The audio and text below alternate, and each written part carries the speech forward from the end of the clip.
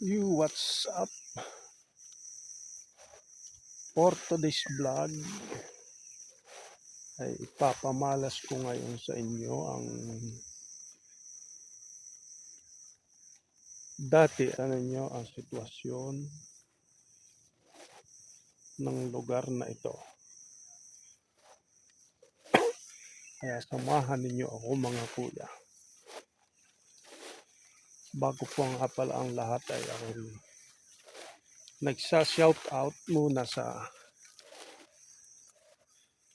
aking mga viewer, subscriber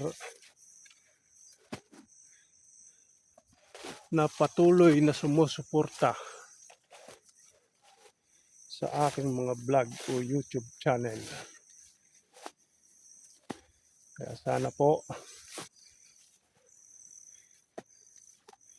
ay madagdagan pa ang aking subscriber dahil hindi po nausad dahil sa kadalangan ko rin mag-upload ng video. Kaya ito, samahan ninyo ako. Yun, makikita ninyo.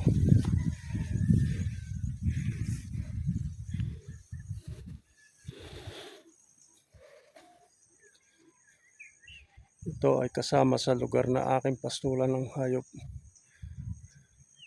Ngayon sukalang-sukalan na uli. Yan.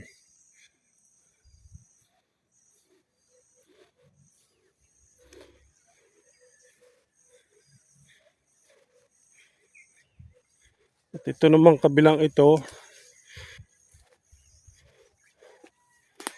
yung sinasabi ko na pinatabsan na sa ngayon ay natamna na ng yellow corn. Kaya makikita ninyo ngayon.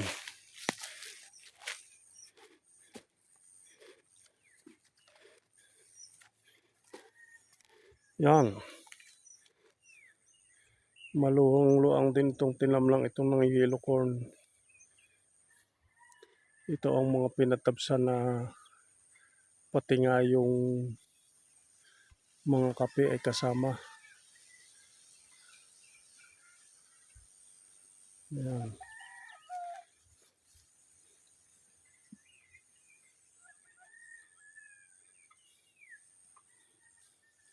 Maluwang-luwang din itong tamlang ito ng mais. Pupunta tayo doon sa burol na yun na punong manggat para kita natin lahat ang kabuuan. Okay, alright. Let's go.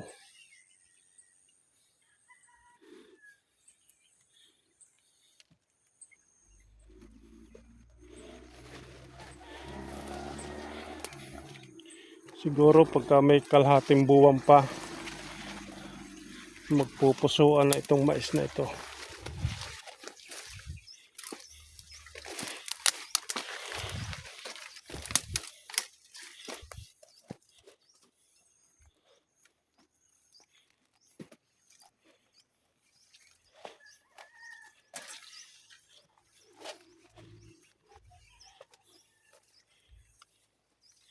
Yan.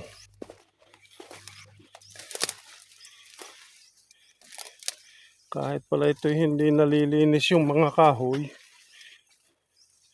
ay pagka itong yellow corn na ito ay pwede siyang itanim. Basta ang mahalaga malinis at walang ibang damo. Hanga rin ako dito sa pinagpatay sa damo dito. Tagang linis na linis.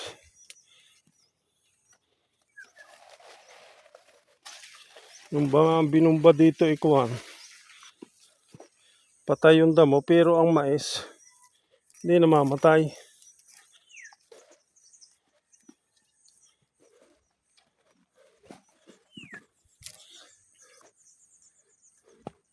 Ito lang ang problema nito. Baka ito hindi napapansin ng may patanim. May maninirao.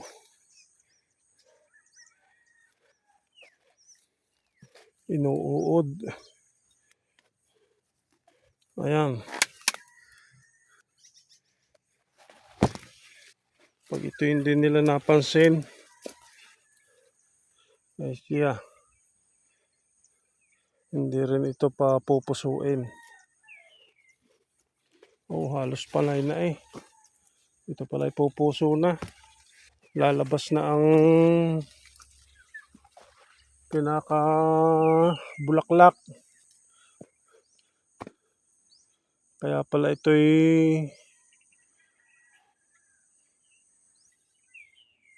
gustong gusto na ng maninira ng uod.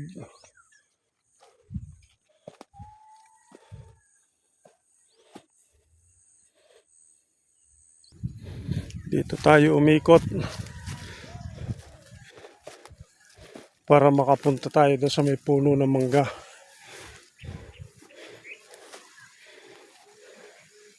Ito palang lugar na ito na nilalakaran ko ay bali lupang komunalis na namin magkakapatid. Ayan. Siguro nga itong lugar na ito ay lilinisin ko at sa susunod ay matamnan manlaan ng kahit gulayin. Ayan.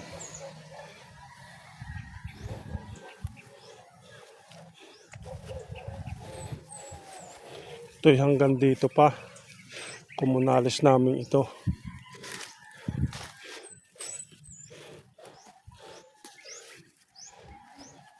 Tapos hanggang doon sa may mataas na yung kahoy.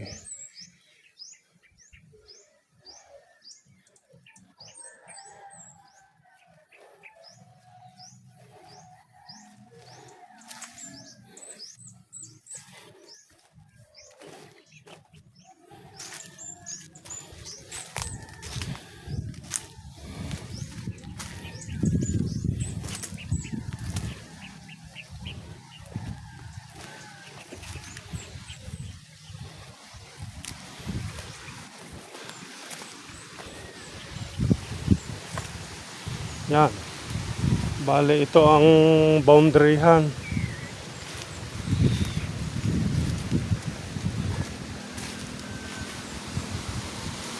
Ito, pababang itong hilira ng niyog. Ito ang aming boundaryhan. Tapos din naman, ari yung baybay bakod. Ito yung dati-rati inaayos ko ang bakod. Ari ang pinakabato. Pinakamuson. Yan. Ang pinakamaso ng lupa.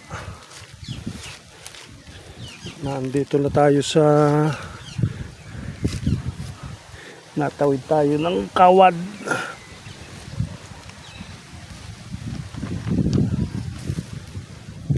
Yan, dito natin makikita ang kalawakan ng maisang ito. Dahil ito yung sinasabi ko na puno ng mangga. Nung tayo na ando sa kabilang yun.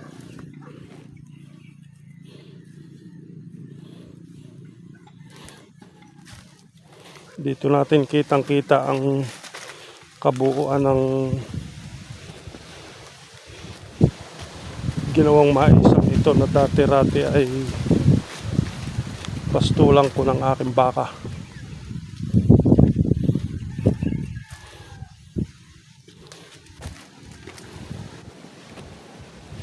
Bababa tayo ng kaunti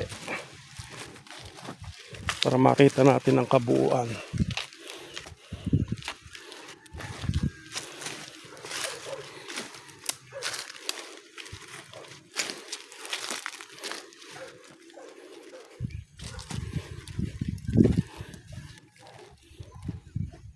Ayun, kitang kita natin dito ang kabuuan. Kanina doon sa may mga niyog na yun, doon tayo galing. Tayo umikot na papaganon. Tapos lumiban tayo ng bako doon sa balisakop na nung aming lupa. Tapos din tayo lumabas sa tinumbok natin na rin may punong manggang ito.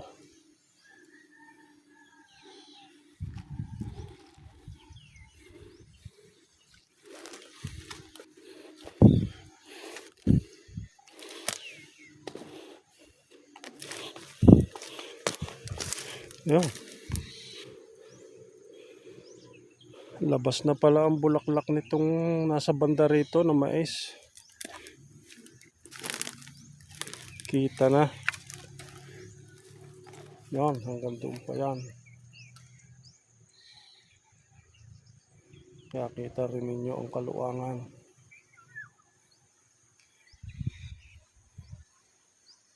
Yan yung pang-isang-isang mga puno ng rambutan o na inom kong banata ng uwak ng may bunga.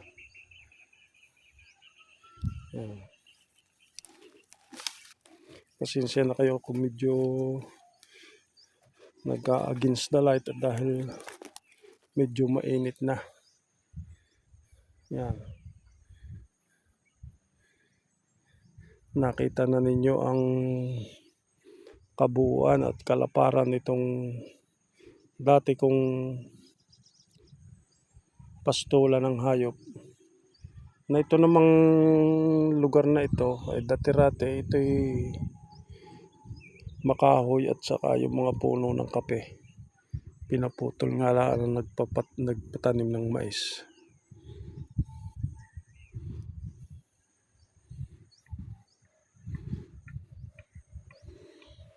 Hindi ko nga alam kung ito'y alam na ng may-ari ng lupa na yung kanyang mga kape dito ay ipinaputol. Kaya bahala sila.